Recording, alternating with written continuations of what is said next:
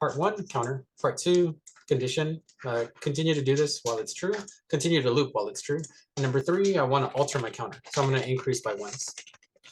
So why am I showing you this? Because in your homework problem, you need to learn, or you need to not learn, but you need to put into practice getting a total, adding up all total. So I kind of want to show you a similar example, but not exactly that same concept. Or I want to show you the same concept, but not the exact same problem.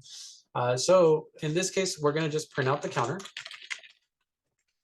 Just to show you what happens, prints out 0 to 10, right? So like we expected. But what if I wanted to add all these up in the loop as we went? So I wanted to add the 0 plus the 1 plus the 2. How could you do something like that? Well, number one, you need to establish a total.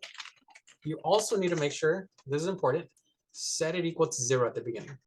C++ by default doesn't set it to 0 at the beginning. It sets it to up to some random number, negative 5 million, 200 million, 300,000 or something like that. So it's just going to be some random number. But typically you want to start at 0 and then you want to add to it, correct? So that's what we typically want. So in this case, if I want to add to them, add to my total, what I'm going to do is this. Instead of printing it out, because that's not what I want to add to my total each counter value. Well, actually, let's write it the long form. What I'm really saying is, sorry, let me just write it this way, total plus counter. What's happening here is this. If we run it, this is going to add up the 0 through 10 to it. And then we're going to print out the total at the end of the loop. And let's trace it afterwards.